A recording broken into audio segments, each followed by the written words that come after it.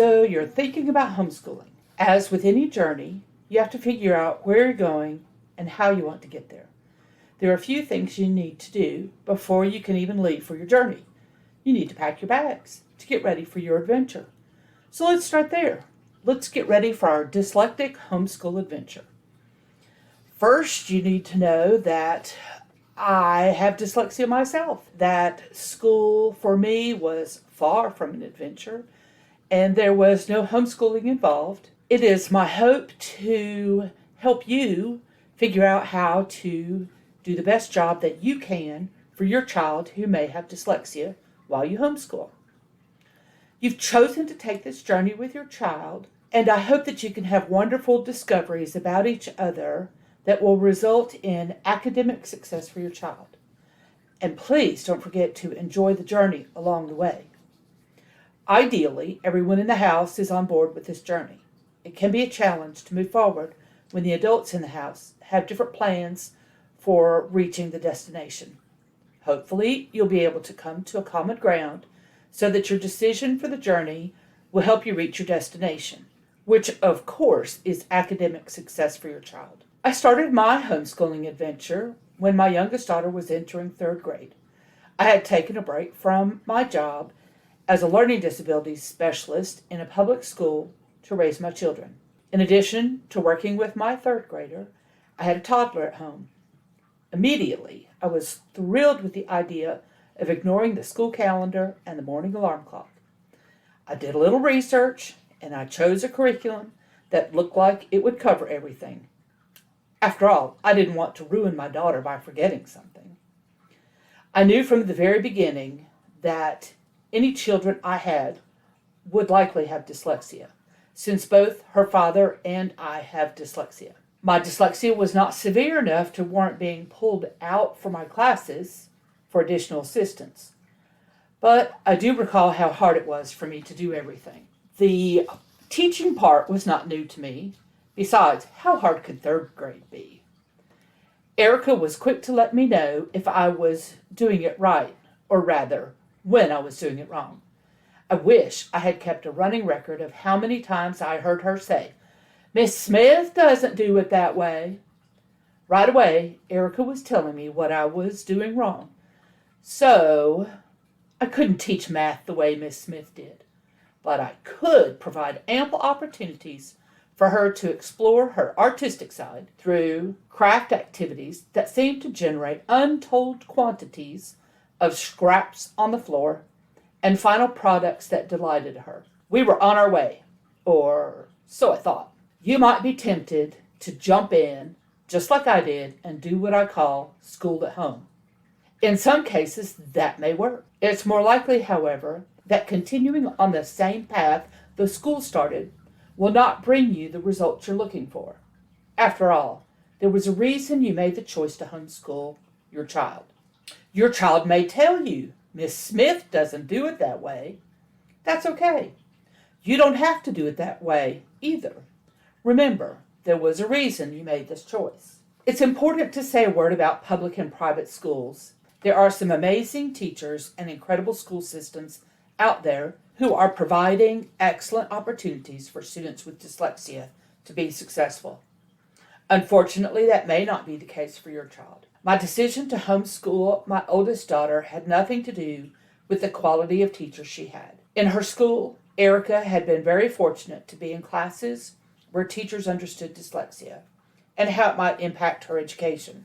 They were willing to listen to my suggestions. They even managed to handle her nonstop talking. Communication flowed both ways. While I could help them learn more about my daughter, they in turn did their best to redirect my, helicopter parenting. So if we aren't going to do school at home, what are we going to do?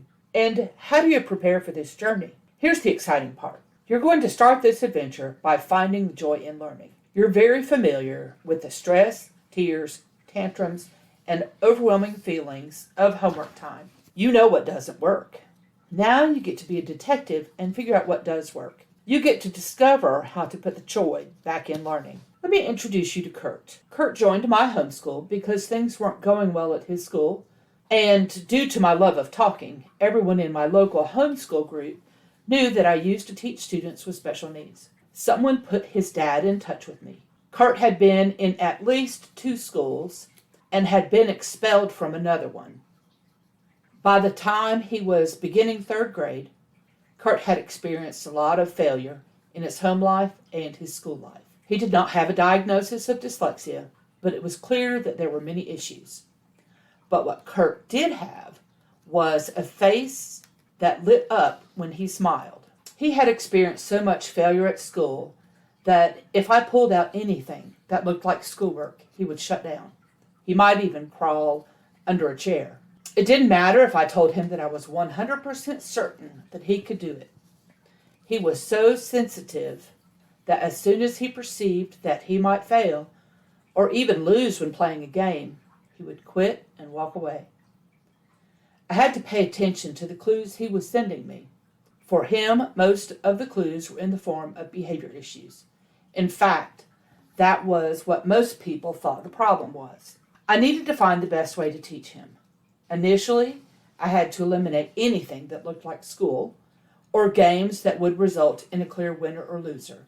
And you can be sure that my child was not on board with playing games and letting some other kid win every game. Did I mention that Kurt did not read either? His reading was behind, but he did have the ability to read. He did like books. He liked to be read too.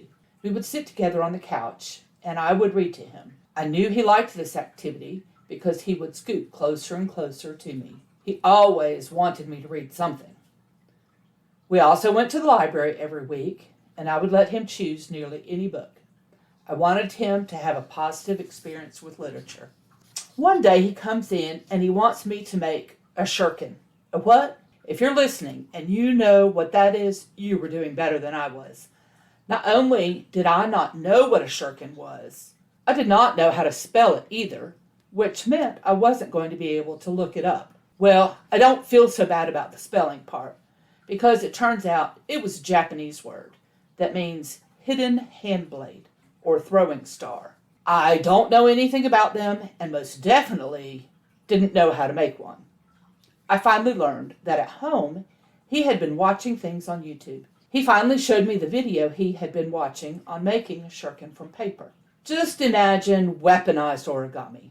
Now that I knew what a shuriken was and where I could get instructions, of course I could turn this into a lesson. By the way, I can turn anything into a lesson. Just ask my girls. For this little guy, following directions was a very important lesson. To spend time on following directions, I could take the directions for making a shuriken and write them down for him to read and follow. Now I've tossed in a little bit of reading. Don't forget we can research them at the library. Anytime I got close to doing school at home, he would let me know through drastic changes in behavior. But if I focused on things that he enjoyed, then we could get through a lesson that didn't look like a lesson. Kurt wasn't ready for what we consider school. He needed something different. I don't know what happened to him along the way. I just know that he needed a new path to reach his destination. If what the school was doing worked for your child, then you probably would not have considered the idea of homeschooling. If we aren't going to start with an organized school program, where do we start? And how do we prepare? Would you pack your bags for an adventure before you knew where you were going? I had a plan for Kurt when he arrived at my home, and his dad had bought everything I needed to get us from the beginning of the year to the end of the year. He had spent hundreds of dollars so that we could get to our destination. In the end, I used very little of it. Neither his dad's plan nor mine worked for Kurt. If you're nervous about starting without a curriculum, hang in there. You have a child who needs you to slow down and learn about them first. I know there are personality types out there that are not going to like this idea. But without the time to learn what will work for your child in your specific situation, you may add unnecessary stress to your child and your family and potentially waste hundreds of dollars. I tried many things before I landed on what our school day would actually look like, and what was good for one daughter was not best for the other one. You probably already know a few of the things that your child needs to work on. So start there. How can you figure out what's going to work well for your child? You already know some of the behaviors that you notice. Your child can't say, things to you like, "Mom, I don't want to use a pencil because it hurts my hand while I write." They just don't have the language skills. So we have to notice the behaviors and be detectives in order to find out what they need. Let's look at some of the road signs or clues that you may notice. While you're developing a plan for educating your child, consider the hours that you've spent on homework battles, or what subjects provoked the biggest negative emotions. Maybe it was math. What activity was always met with resistance? Maybe it was reading. Then there's the assignment that always required a bathroom break, even though you had barely gotten started. Not now all of a sudden you have to go to the bathroom and it's an emergency and it takes forever for them to return. That's a big sign. Do you find yourself saying, "If you would just focus, we would be done, and you could go play"? While that statement might be true, however, if they could just focus, they would. And we know they can focus on things they enjoy. But when we're talking about academics that are hard for them, of course, it's challenging to focus. It's not easy for them to just focus. When you find yourself saying that, it's a clue that the subject you're working on is extremely challenging. You may also find yourself saying something like, "You're making this harder than it needs to be." Well, they don't realize they're making it harder. What they realize is that the work is hard, and no matter how hard they try, they feel like they can't get it right. Your observations are going to be more about how your child feels when you're doing an activity instead of how successful they are with the activity. That's an important component. But if you're looking for ways to teach your child so that they can be most successful, we want to do it in ways that do not elicit tears. Some other clues that indicate more attention is needed in the subject area include making an A or B on a spelling test, yet they have poor spelling habits in their writing assignments. Maybe you have to help your child sound out the same word every time they encounter it, page after page. If you're getting tired of it, you know they're getting frustrated by it. You may notice that they have difficulty memorizing facts. Maybe it's the math facts. Maybe it's the capitals of the United States. You might notice resistance to reading or writing activities. "Mom, can't I go play outside first? I'll read this later. I promise." These clues do not mean that your child definitely has dyslexia or some other learning disability. But they do mean that it's worth investigating what could be the root cause for these behaviors that you're noticing. Some specific questions you can ask yourself to help figure out the best way to teach your child include, what is the best time of day for focusing? Research tells us that it's morning time, but that may or may not be true for your child. How long can they focus before they need a break? That's going to be different for every child. If you read a story to him, does he comprehend what's going on? Is your child better at telling you the answer to questions you ask than he is at writing the answer? Another thing you may notice is that you've been told your child reads on grade level. However, when you read with them each night, they have to sound out every word in their grade level book that they're reading. That indicates that, yes, your child might be able to read on grade level, but it's very hard for them. They're working really hard. In order to be on grade level, they may need some assistance to make it easier. Kurt's behaviors were telling me exactly what he needed. His refusal to use a pencil indicated that there was something either wrong with writing itself or spelling or the act of putting ideas on paper that I needed to explore. I needed to find out what part of the writing process was causing him such distress. His refusal to read indicated that something was going on there as well. It turned out that it was really hard to read. He was putting forth so much effort in order to read that it caused him great frustration. His tolerance level for frustration was very low, so he reached it quickly. And his inability to initially play games where he perceived he might lose probably stemmed from some difficulties at home that had nothing to do with academics, but definitely impacted our academics. Kurt did learn how to play games where he might even lose. It was just a long road to getting there.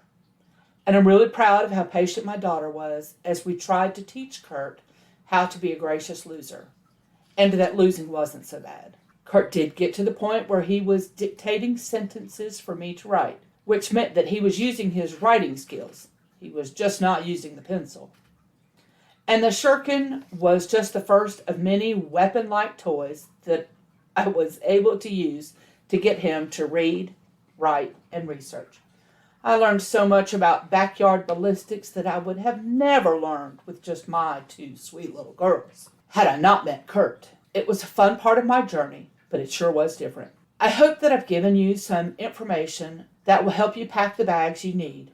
I want you to experience success on your dyslexic homeschool adventure. Please don't forget to pack things like patience, extra time, flexibility, perseverance, and open-mindedness. Most importantly, you need to remember to pack love and understanding. I know that's a lot to put in one bag. Be sure to give yourself space and time to pack this bag. Most of us don't do everything we need when we started our homeschool journey. It takes us time to figure out exactly what we need. And just as much as we need to offer our child love and understanding, be sure that you offer that to yourself as well. You're going to make mistakes, and it will be okay. If you do not take time to prepare for this journey, you may run into roadblocks before traveling very far. Kurt continued to participate in my homeschool lessons for a few years. I learned about 5, 6, 7, and even 8-point shurikens. He learned a multiplication. If I had been a bit smarter, I would have combined the idea of multiples and shurikens into a lesson. He improved his reading skills and even learned the steps to the scientific method. I hope that I can continue to walk alongside you as you journey. I hope that I can continue to walk alongside you as you have your dyslexic homeschool adventure. You may be thinking at this point that you're disappointed because I didn't tell you a specific curriculum to use. That was on purpose. And I will talk about that in another podcast. But right now, you need to do the research to get to know your child better in order to select that curriculum that will work for both of you. In the meantime, focus on the things that your child does well. If they like science, read and do science experiments. If they like cooking, do cooking. If they like math, go for it. Spend time on the things that they do well and learn more about the things that they don't do well and what behaviors you notice in those situations. There is a lot of free schoolwork online. Teachers are very generous with their materials. If you want to do something like a novel study on Huckleberry Finn, I feel certain you'd be able to find something online. In the meantime, do your research and we will get to the curriculum soon enough. The information you have heard today is designed to help set you on the right path for your homeschooling adventure. It is not meant to be used as a curriculum by itself, nor is it meant to replace the valuable information provided by professionals, such as a complete neuropsychological evaluation.